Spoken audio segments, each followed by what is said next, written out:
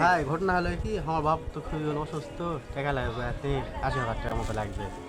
ভাই মুই তো ধান চলে খাও মুই দিয়া করতে দিন মুখ কাছে টাকা নেই। ও ভাই আসেন, ভাই আসেন। কি আছে ভাই, কি আছে? ভাই আমি আর মানে বাঁচছি না ভাই, আমার বাপের খুবই অসুখ, 80 লাখ টাকা লাগবে ভাই, খুবই খুবই দরকার ভাই, কারো কথা পাচ্ছি না ভাই, তুমি যদি আমার দেন খুবই উপকার হবে ভাই আমার ভাই। না ভাই, আমারই তো অভাবের সংসার, টাকা পয়সা নাই। এতগুলা টাকা আমি কিভাবে দিব?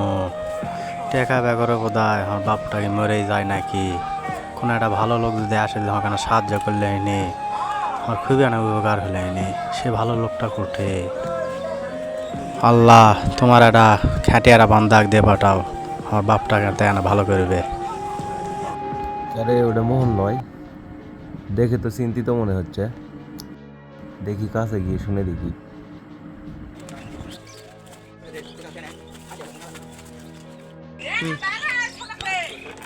কি হলো ভাই, এদিকে আমার বসে আছেন, তোমার দেখে অনেক চিন্তিত মনে হচ্ছে। কি কোনো সমস্যা নাকি এত ভাবনা চিন্তার মধ্যে? ভাই ঘটনা হলো কি, আমার খুব সমস্যা ভাই, আমার বাপ মায়ের তো সেই সমস্যা, অসুখ বিসুখ, তাতে এক টাকা নেই, অনেক লোকের কাছে আমার টাকা পয়সা আমাকে দিল না, খুবই শর্টের ভিতরে আছে ভাই, টাকা না তুমি না দিলে খুব উপকার নেই ভাই আমার না। ভাই ঘটনা হলো কি, আমার তো সেই সমস্যা, বাপ মাও অসুস্থ, কত লোকের থেকে টাকা পয়সা চানো, আমার কেউ দিল না, আমি খুব অভাবের ভিতরে আছে ভাই, বোনেরা নাই, ভাইয়েরা নাই, একাই একটা মানুষ, বাপের 80 লক্ষ টাকা লাগবে, এটা কোটা পাবো ভাই, তুমি যদি না দিলেন হিনে খুবই উপকার হলেন ভাই আমার।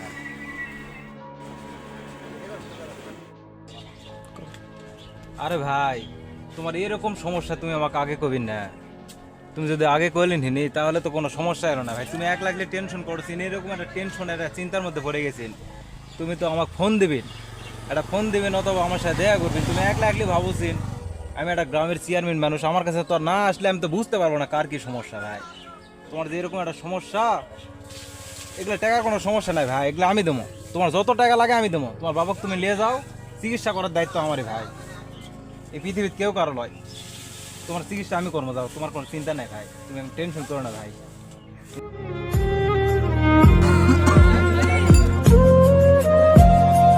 আব্বা আর বেশি ইয়াকা লাগবে না, সময় নাই, ও দিয়া তাজি লাও ক্লিনিক কাছে বাবা, থামো থামো, আমি সালাম।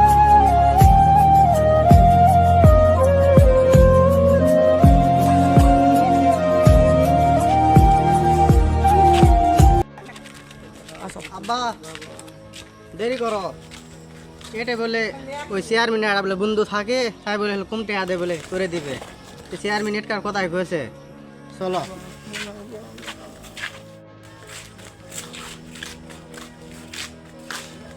এক সপ্তাহ পর অপারেশন শেষে আপনার চিকিৎসার মোট খরচ আসছে তো 80 লাখ টাকা।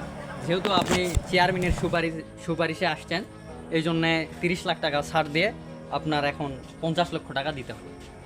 আচ্ছা ঠিক আছে, মানে উনি আমাকে এখানে দিয়ে পাঠাচ্ছিল, যাই হোক 80 লক্ষ টাকা তার 50 লক্ষ মানে দিতে হবে আপনার, আপনি তার সাথে কথা বলেন, টাকাটা মানে সেই দিবে। এটা হচ্ছে আপনার বাবার চিকিৎসার সব খরচ, আর এটা হচ্ছে আপনার বাবার মেডিকেল রিপোর্ট, আর এটা হচ্ছে প্রেসক্রিপশন। আচ্ছা ঠিক আছে, সমস্যা নাই, আমি দেখতেছি।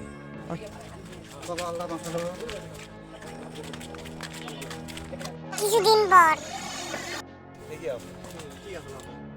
ভাই তোমার বাপ ভালো আছে, সুস্থ আছে তোমার বাপ? হ্যাঁ ভাই আল্লাহর মতো ভালোই আছে। এই আল্লাহর রহমতে ভালো নাই, আমার রহমতে ভালো আছে। তোর বাবাকে যদি আমি টাকা না দিন নে, আজ ভালো করার মতন পৃথিবীতে কেউ নাই। আমার রহমতে তোর বাপ ভালো আছে, টাকাই সব কিছু, আল্লাহর রহমতে ভালো নাই।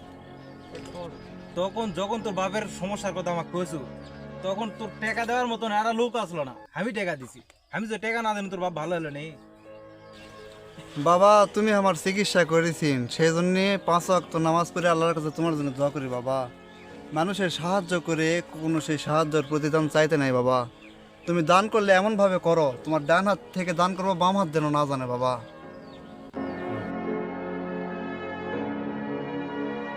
17 শ্রেণীর লোক মুসলমান হয়েও জান্নাতে যাবে না, আর এটা তারই সপ্তম চরিত্র। উপকার করে খুঁটাকারী।